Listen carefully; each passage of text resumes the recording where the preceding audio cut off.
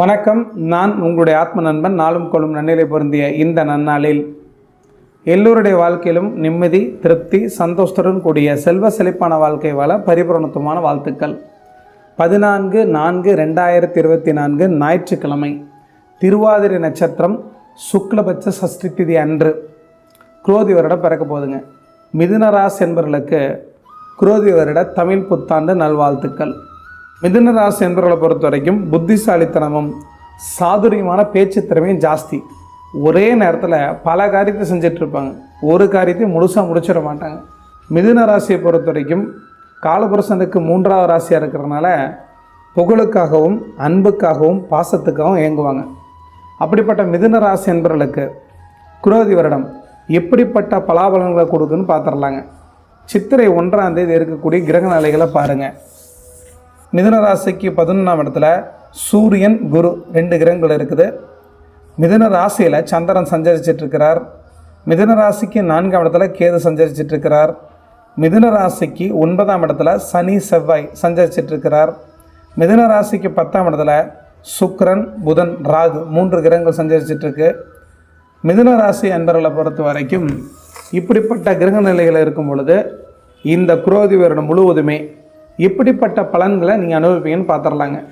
மிதுன ராசிக்கு 3ஆம் இடத்து அதிபதியாக இருக்கக்கூடிய சூரியன் 11ஆம் இடத்துல உச்சமாக இருந்து குருவோட சேர்க்கையில் இருக்கும் பொழுது அரசு சம்பந்தப்பட்ட துறையில் இருக்கக்கூடிய மனிதர்களுக்கு உயர்ந்த பதவி தேடி வரக்கூடிய ஒரு காலமாக சித்திரை முழுவதுமே இருக்க போகுதுங்க. அது மட்டும் இல்லாமல் அரசியல்வாதியாக இருக்கிறீங்கன்னா படிப்படியாக முன்னேற்றத்தை நோக்கி போகக்கூடிய ஒரு காலமாக இருக்கும். சூரியனை பொறுத்த வரைக்கும் ராஜகிரகம், குருவை பொறுத்த வரைக்கும் தனகிரகம். அரசு சம்பந்தப்பட்ட டெண்டர் எடுத்து வேலை செய்யக்கூடிய நபர்களுக்கும் மிகச்சிறந்த ஆதாயம் கிடைக்கக்கூடிய ஒரு காலமாக சித்திரை மாதம் முழுவதுமே இருக்கும். குருவை பொறுத்த வரைக்கும் மே 1ஆம் தேதி வரைக்கும் தன்னோட 5வது பார்வையினால் முயற்சி ஸ்தானத்தை பார்க்கறதுனால எடுத்த காரியங்கள் அத்தனையும் சிறப்பாக முடிக்கக்கூடிய வல்லமை உங்கள்கிட்ட இருக்குது. குழந்தைகளை பொறுத்த வரைக்கும் விளையாட்டு சம்பந்தப்பட்ட காரியங்களில் ஈடுபட்டு கண்டிப்பாக தாய் தகப்பனுக்கு நல்ல பெயர் வாங்கி கொடுப்பாங்க. குருவுடைய 9வது பார்வையினால் மிதுன ராசிக்கு 7ஆம் இடத்தை பார்க்கறதுனால திருமணமாகாத இருக்கக்கூடிய இளைஞர்கள், இளம்பெண்களுக்கு சித்திரை, வைகாசி இந்த காலகட்டத்தில் திருமணம் கைகூடும்.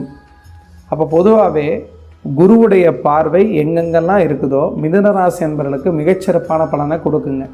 மே 1ஆம் தேதிக்கு பிறகு மிதுன ராசிக்கு 12ஆம் இடத்துல குரு சஞ்சரிக்க போகிறார் ரிஷபத்தில். அப்போ 12ஆம் இடங்கிறது விரயஸ்தானம். அந்த இடத்துல குரு இருந்தால் சுப விரயத்தை கொடுப்பார். காரணம், ரிஷபத்தில் இருக்கக்கூடிய குரு மே மாதம் 1ஆம் தேதிக்கு பிறகு தன்னுடைய சமசப்தம பார்வையினால் மிதுன ராசிக்கு 6ஆம் இடத்தை பார்க்குறார். 6ஆம் இடம்ங்கிறது எதிரி, கடன், வம்பு, வழக்கு, பிரச்சனை, வியாதி, ஜெயிலை கொடுக்கக்கூடிய இடமா இருக்கிறதுனால அந்த இடத்த குரு பார்க்கும் பொழுது உங்கள் வாழ்க்கையில் சுப கடனை வாங்குவீங்க, சுப செலவு பண்ணுவீங்க. அதனால சுப காரியங்கள், சுப நிகழ்ச்சிகளை நிச்சயமாக பண்ணுவீங்க. குருவை பொறுத்த வரைக்கும் 12ஆம் இடத்துலேருந்து தன்னுடைய 5வது பார்வையினால் மிதுன ராசிக்கு 4ஆம் இடத்தை பார்ப்பார்.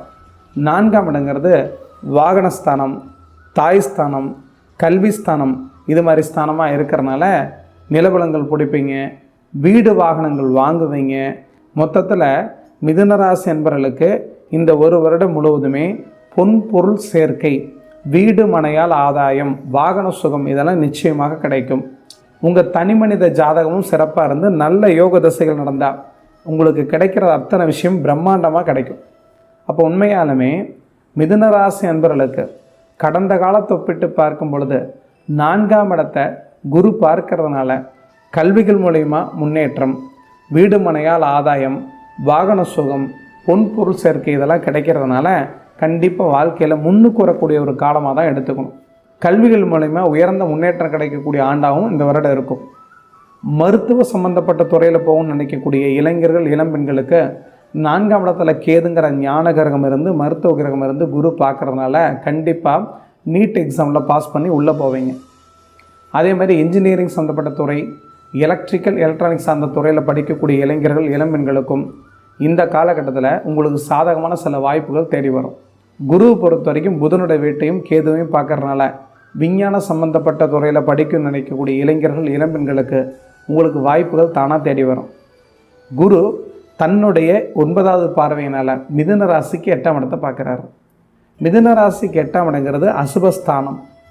மேலே இருந்து கீழே விழுகுதல், விபத்து, கண்டம், மரணம், ஆப்ரேஷன், அறுவை சிகிச்சை இப்படிப்பட்ட இடத்த குரு பார்க்கும் பொழுது இது மாதிரி எந்த கெடுபலனும் இந்த வருடம் முழுவதுமே நடக்காது. உங்கள் தனிமனித ஜாதகம் சரியில்லாமல் இருந்து 6 கூடை 8 கூடை தசாபுத்தி நடந்துட்டு இருந்து லக்னம் லக்னாதிபதி கெட்டு போயிருந்தால் மட்டுமே ஒரு சிலருக்கு அவங்க தனிமனித ஜாதகத்தின் அடிப்படையில் கெடுபலன் நடக்கலாம். பொதுவாகவே எந்த ராசியாக இருந்தாலும் சரி, கொடூர பாவிகளாக இருக்கக்கூடிய முக்கா பாவியாக இருக்கக்கூடிய செவ்வாயும் முழு பாவியாக இருக்கக்கூடிய சனியும் எந்த பாவத்தில் சேர்ந்துருக்காங்களோ அந்த பாவம் கெடும். எந்த பாவத்தை தொடர்பு கொள்கிறாங்களோ பார்க்குறாங்களோ அந்த பாவம் கெடும். எல்லா கிரகங்களுக்கும் பொது பார்வை 7ஆம் இடம். அப்போ மிதுன ராசிக்கு 9ஆம் இடம் பாக்கியஸ்தானத்தில் சனி செவ்வாய் 2 பாவகிரகங்கள் சேர்ந்து அமர்ந்திருக்கும் பொழுது 2 மாத காலத்திற்கு மட்டும் சித்திரை வைகாசி முழுவதுமே தகப்பனாருக்கு உடல் ரீதியான பிரச்சனைகள் ஏற்படுறது, செய்யக்கூடிய தொழிலில் முடக்கம் ஏற்படுறது, தகப்பனார் வர்க்க வழி பூர்வீக சொத்தில் வில்லங்கம் பிரச்சனை ஏற்படுறது எல்லாம் நிச்சயமாக வரும். 2 மாதம் முடிஞ்சதுக்கு அப்புறம் தான் இந்த பிரச்சனைகள் தீரும். காரணம், செவ்வாய் நீண்ட நெடிய நாட்கள் ஒரு பாவத்தில் ஒரு ராசியில் இருக்கிறதுக்கு வாய்ப்பு கிடையாது. ஒரு 1.5 மாத காலத்துக்கு இருக்கிறார் அப்படின்னா அந்த 1.5 மாதம் கடந்து போகும்பொழுது இந்த பிரச்சனை எத்தனையும் தீர்ந்துடும். அப்படிங்கிறதுனால சித்திரை வைகாசி இந்த 2 மாத காலத்திற்கு மட்டும் பிரச்சனை இருக்கும். அதே மாதிரி இந்த சனி செவ்வாய் எந்த பாவத்தை பார்க்குறாங்களோ அந்த பாவம் கெடும். அப்போ சனி செவ்வாய் தன்னுடைய சமசப்தமாக 7வது பார்வையினால் பார்த்தீங்கன்னா உங்களுக்கு தெரியும். இங்கே பார்த்தீங்கன்னா சரி, செவ்வாயுடைய பார்வை சனியோடைய பார்வை 3ஆம் இடத்துக்கு கிடைக்கிறனாலையும் அது சிம்ம வீடாக இருக்கிறனாலையும் அரசு சம்பந்தப்பட்ட துறையில் இருக்கக்கூடிய மனிதர்கள் இந்த 2 மாத காலத்திற்கு ஏதாவது தவறு பண்ணிங்கன்னா கண்டிப்பாக தொழில் மூலிமா பிரச்சனை, கெட்ட பெயர் வரும். அதே மாதிரி அரசு அதிகாரிகளை பொறுத்தவரை ப்ரொமோஷன் பண்ணக்கூடிய சந்தர்ப்பம் நிச்சயமாக உண்டு.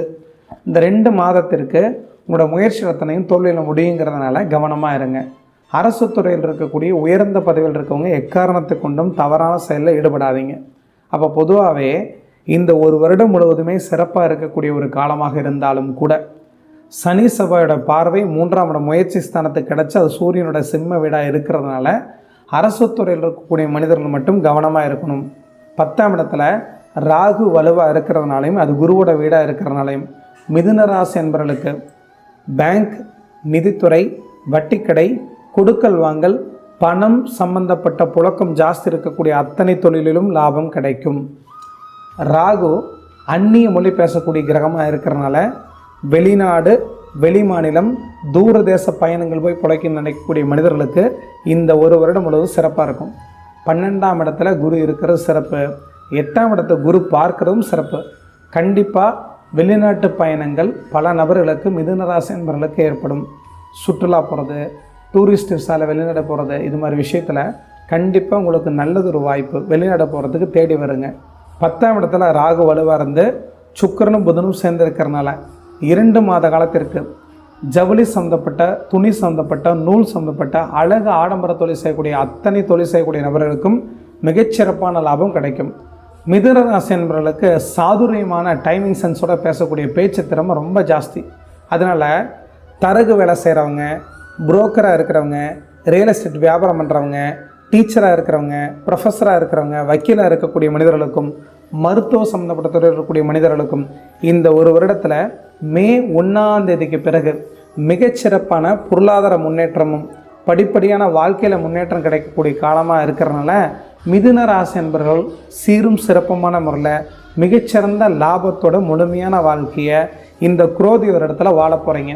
மிதுன ராசிக்கு 7ஆம் இடத்து அதிபதியாக இருக்கக்கூடிய களத்திர ஸ்தானாதிபதியாக இருக்கக்கூடிய குருவை பொறுத்த வரைக்கும் சுக்கிரனோட வீட்டுக்கு மே 1ஆம் தேதிக்கு பிறகு வர்றதுனால குழந்தை இல்லாத தம்பதியருக்கு குழந்தை பாக்கியம் கிடைக்கும். திருமணமாகாத இருக்கக்கூடிய இளைஞர்கள், இளம்பெண்களுக்கு திருமணம் நல்ல முறையில் நடக்கும். பொதுவாகவே குரு பார்க்க கோடிப்பாவ நிவர்த்தின்னு சொல்லியிருக்கிறதுனால மிதுன ராசிக்கு 6ஆம் இடம் 8ஆம் இடம் துருஸ்தானமாக இருந்து அந்த இடத்த குரு பார்க்கறதுனால கெடுபலன்கள் அத்தனையும் குறைந்து வாழ்க்கையில் படிப்படியான முன்னேற்றம் கிடைக்கக்கூடிய ஒரு காலமாக தான் குரோதி ஆண்டு உங்களுக்கு இருக்க போகுதுங்க. மொத்தத்தில் மிதுன ராசி என்பவர்களுக்கு வாழ்க்கையில் வீடு மனையால் ஆதாயம், வாகனம் வாங்கக்கூடிய சந்தர்ப்பம், செய்யக்கூடிய தொழிலில் முன்னேற்றம், கூட்டுத் தொழில் மூலமா ஆதாயம், திருமணமாகாத இருக்கக்கூடிய இளைஞர்கள், இளம்பெண்களுக்கு திருமணம், குழந்தை நல்ல முறையில் கிடைக்கிறது, இதெல்லாம் கிடைச்ச இந்த ஒரு வருடம் முழுவதுமே குரோதி வருடம் மிகச்சிறப்பான காலமாக தான் மிதுன ராசி என்பவர்களுக்கு இருக்க போகுதுங்க. ரொம்ப நன்றிங்க. அடுத்த பதிவில் சந்திக்கலாங்க. வணக்கங்க.